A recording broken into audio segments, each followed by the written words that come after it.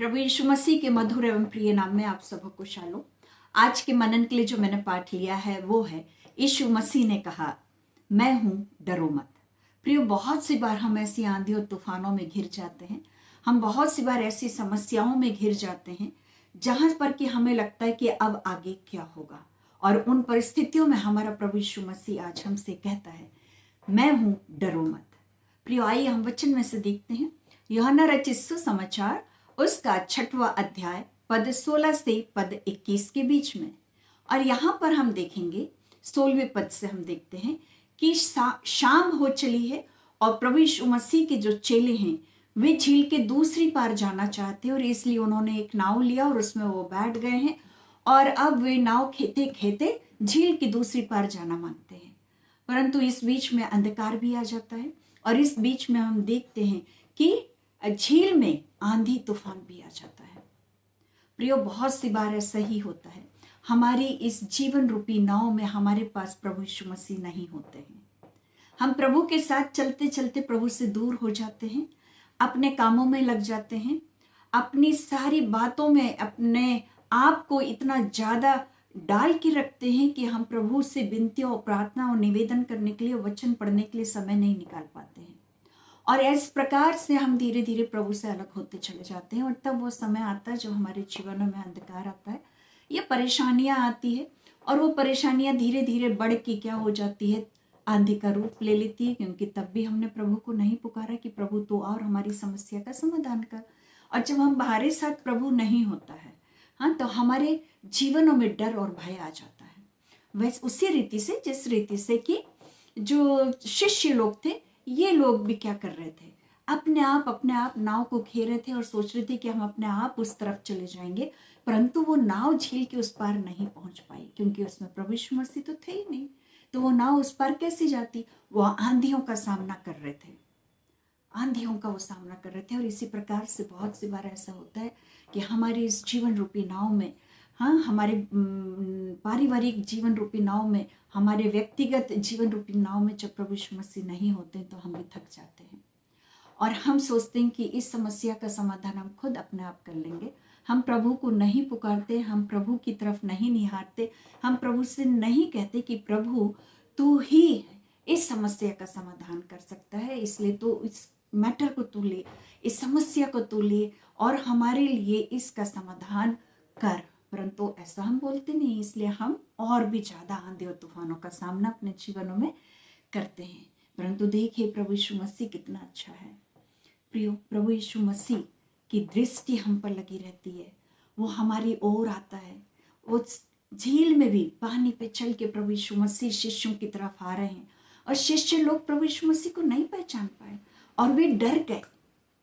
इसी रीति से हमारे साथ भी होता है कि हम भी प्रभु यीशु मसीह को नहीं पहचान पाते, प्रभु यीशु मसीह के द्वारा दिए गए समाधान को नहीं पहचान पाते, प्रभु यीशु मसीह के द्वारा दिए गई अगुवाई को हम नहीं पहचान पाते और हम सोचते हैं कि इस समाधान का हल हम स्वयं निकालेंगे और हम खुद अपनी बुद्धि से, अपने ज्ञान से, अपने शक्ति से अपने उन कार्यों को करते रहते हैं और सोचते हैं कि इसका समाधान निकल जाएगा, परंतु समाधान नहीं निकलता। सो प्रियो, हमें क्या करना है? देखिए, प्रभु यीशु मसीह की दृष्टि हमारी ओर लगी हुई है और वो हमारी तरफ चले आ रहे हैं। शिष्यों ने प्रभु यीशु मसीह को देखा, परंतु शिष्यों ने प्रभु यीशु मसीह को नहीं पहचाना। यदि पहचानते तो प्रभु को नाव पे ले लेते, परंतु वचन बता रहा है कि वो प्रभु को देख के डर गए। उन्हें लगा कोई भूत है ना, कोई कुछ और आत्मा है और इसलिए वे और भी ज्यादा भयभीत हो गए। परंतु प्रभु यीशु मसीह ने क्या कहा? मैं हूं, डरो मत। प्रियो, प्रभु यीशु मसीह को हमें अपने जीवनों में स्वीकारना है। क्यों? क्योंकि जैसे शिष्यों ने सुना कि प्रभु ने कहा मैं हूं, डरो मत, उन्होंने प्रभु यीशु मसीह को अपनी नाव पर ले लिया। प्रियो, यदि हमारे घर का आज कोई दरवाजा खटखटाएगा तो क्या हम दरवाजा ऐसे ही खोल देंगे? नहीं खोलेंगे। हम क्या करेंगे? हम पूछेंगे ना कि कौन है। बंद दरवाजा है और कोई खटखटाए तो हम पूछेंगे कौन है, और बाहर से आवाज आएगी कि मैं हूं। और यदि आप उस आवाज को पहचानते हो, उस व्यक्ति को पहचानते हो, तो आप दरवाजा खोलोगे, तभी वो घर के अंदर आ पाएगा। यदि आप उसको नहीं पहचानते हो और उसकी आवाज को भी नहीं पहचान रहे, तो आप दरवाजा नहीं खोलेंगे उस अंधकार के समय में भी।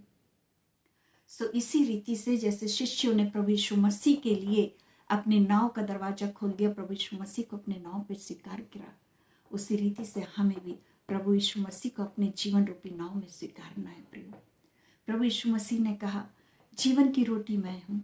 प्रभु यीशु मसीह ने कहा जगत का उजियाला मैं हूँ, जगत की ज्योति मैं हूँ। प्रभु यीशु मसीह ने कहा अच्छा चरवाहा मैं हूँ, भेड़ों का द्वार मैं हूँ, मार्ग सत्य और जीवन मैं हूँ, पुनरुत्थान और जीवन मैं हूँ। प्रभु यीशु मसीह सब कुछ है हमारे लिए प्रियो। सो फिर हम क्यों ना प्रभु पे विश्वास करें। प्रभु ने कहा मैं हूं, इसलिए डरने की आज हमें कोई आवश्यकता नहीं है।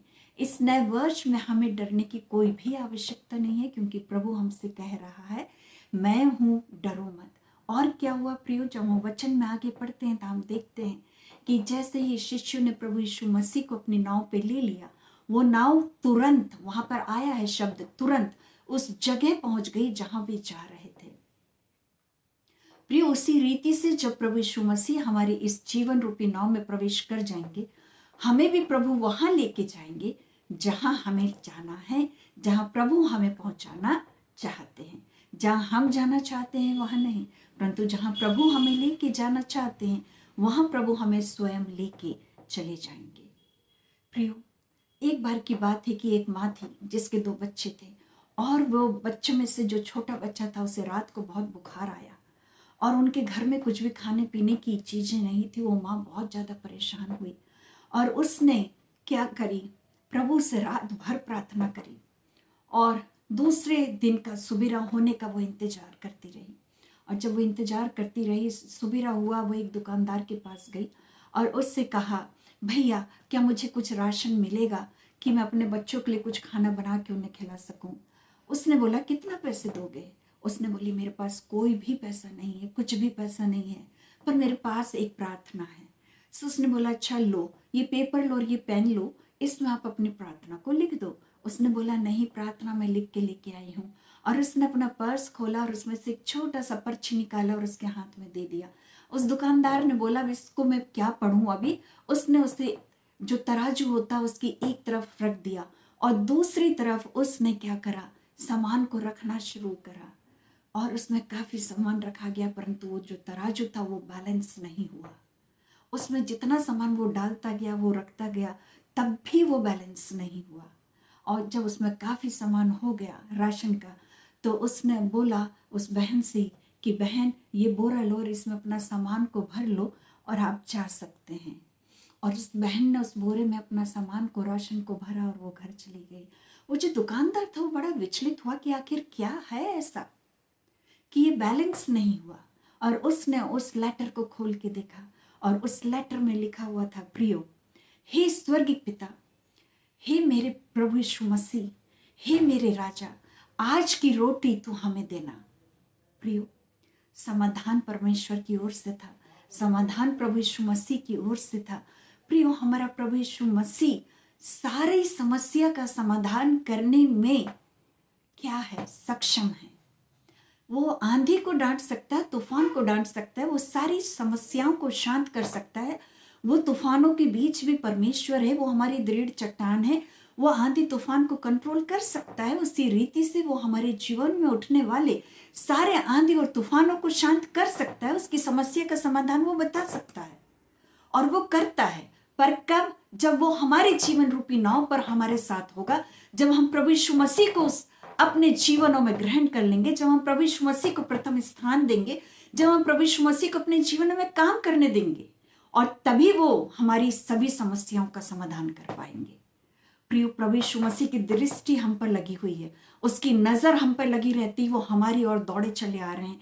क्यों ना इस नए वर्ष में हम प्रभु यीशु मसीह को अपने जीवन में स्वीकारें और उसे प्रथम स्थान दे और कहें प्रभु इस जीवन का संचालन तू कर, इस परिवार का, हमारे परिवार का संचालन तू कर, हमारी पारिवारिक नाव में तू आ जा और हम सबों को तू ले और आशीषित और अनुग्रहित कर, हमारे जीवनों की सारी समस्याओं का तू हल कर दे। और प्रभु यीशु मसीह इन समस्याओं का हल करने में सक्षम है। सो प्रियो, इस नए वर्ष में आइए हम प्रभु को बोलें कि प्रभु तू हमारे जीवन में और हमारे जीवनों को में उठने वाले सारे अंधकार को मिटा के दूर कर, हमारे जीवनों में उठने वाले सब प्रकार के आंधी तूफानों को मिटा के दूर कर।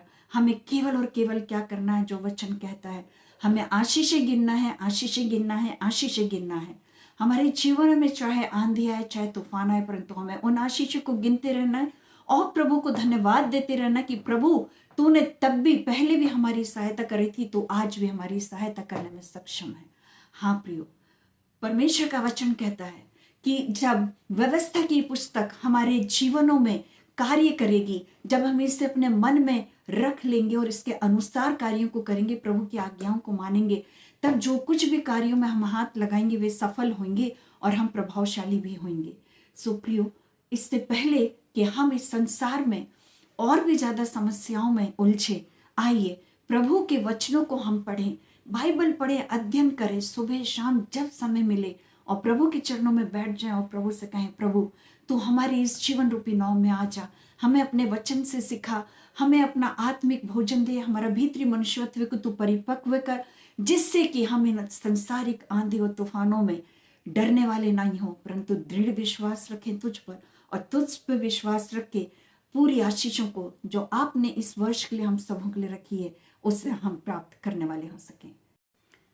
प्रभु यीशु मसीह ने कहा, मैं जगत के अंत तक सदैव तुम्हारे साथ हूं, इसलिए डरो मत। सो प्रियो, डरने की आवश्यकता नहीं है हमें इस वर्ष में। आइए हम अपने आप को प्रभु को सौंप दें और प्रभु से कहें, प्रभु हमारे इस जीवन रूपी नाव में आप आइएगा, इससे कंट्रोल आप करिएगा और हमारे जीवन में उठने वाले सारे तूफानों को शांत करके हमें आशीषित और अनुग्रहित करिएगा। आमीन, आमीन और आमीन।